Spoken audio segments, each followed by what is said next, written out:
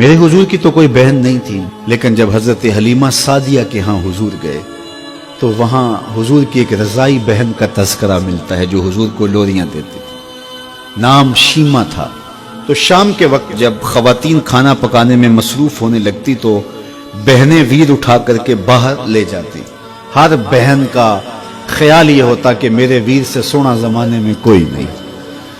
कहते हैं खूबसूरती देखने वाले की आंख में होती है। जिसके वीर का रंग सोना होता तो वो कहती रंग नहीं तो कुछ भी नहीं है, और जिसके नकूश तीखे होते तो वो कहती कि रंग का क्या है, हुस्न तो नकूश में होता है। जिसकी आंखें खूबसूरत होती वो कहती मेरे वीर की झील जैसी आंखें तो देखो। अब यही बनु साद के मोहल्ले में होता। बच्चियां अपने वीर उठा के ले आती, एक कहती मेरे वीर वर्गा कोई नहीं, दूसरी कहती मेरे वीर जैसा नहीं। इतने में हजरत शीमा अपना वीर मोहम्मद उठा के ले आते और दूर से कहती नहीं मेरा वीर भी आ गया, तो सबके सर झुक जाते और कहते नहीं नहीं नहीं नहीं शीमा तेरे वीर का मुकाबला तो नहीं ना, हम तो आपस में बात कर रही हैं। और फिर जब किसी बहन के वीर को मुतफिका तौर पे सारी कह दें कि तेरा वीर ही सोना है, तो फिर उसका फख्र दीदनी हो ना, फिर उनका ज़ौक़ आसमान को छूने लगता। इब्ने हश्शाम सीरत की सबसे पहली किताब, उसमें ये वाक़या लिखा है कि फिर हज़रत शीमा हुजूर को अपनी आगोश में लेकर समेटती और फिर चूमती और फिर वो लोरी देती, और वो लोरी के लफ्ज भी लिखे हैं, रब्बना अब के लना मुहम्मदा हत्ता अराहु याफियम व अमरदा, अल्लाह मेरे वीर मोहम्मद को सलामत रखना। आज ये पालने में बच्चों का सरदार है, कल वो लम्हे आए जवानों का भी सरदार हो।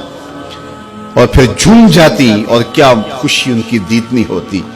और फिर वो मंजर भी आया कि हुजूर अलैहिस्सलाम मक्के चले गए और ये जवान हुई और फिर उनकी शादी किसी कबीले में हो गई। आका करीम ने ऐलान नबुव्वत किया, 13 साल का वक्त कटा और फिर हुजूर मदीना शरीफ चले गए। जब गज़ावात का सिलसिला शुरू हुआ तो जिस कबीले में शीमा का निकाह हुआ था उस कबीले में मुसलमानों के साथ टकराव हुआ तो अल्लाह ने मुसलमानों को फतह अता कर दी। तो इस कबीले के लोग कैदी होके हुजूर अलैहिस्सलाम के गुलामों के हाथों गिरफ्तार हैं।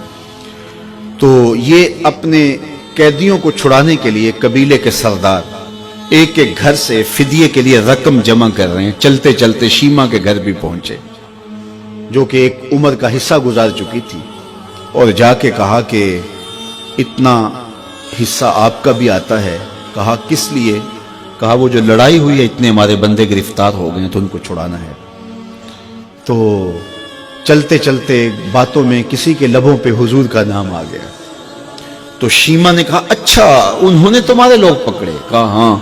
तो कहा फिर तुम रकम इकट्ठी न करो, मुझे साथ ले चलो। उन्होंने कहा तुझे साथ ले चले? कहा तुम नहीं जानती वो मेरा वीर लगता है, वो मेरा भाई लगता है।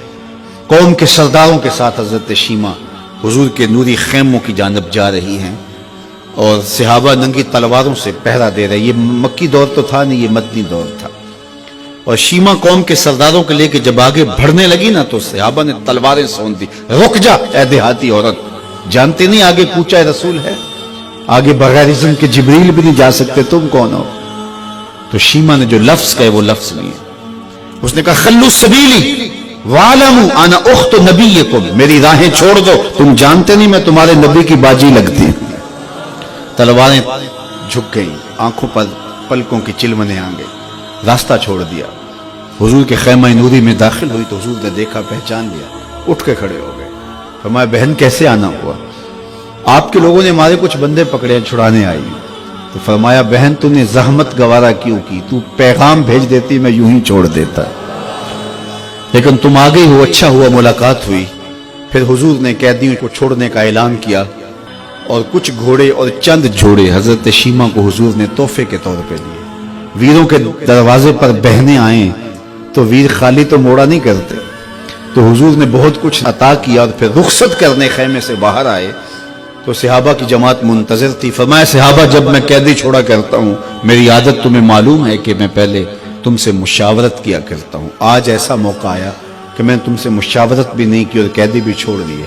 कहा जो चाहें आप करें, लेकिन क्यों मुशावरत नहीं फरमाई? हुजूर अगर इरशाद फरमा दें।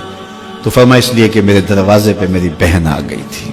कोई लाओ तो सही जमाने में ऐसा, कोई लाओ तो सही जमाने में یہ جمال اور یہ حسن اور یہ کمال رکھنے والا، تو پھر کیوں نہ ہم اپنی ساری زندگی اس آقا کے نام لگاتے ہیں۔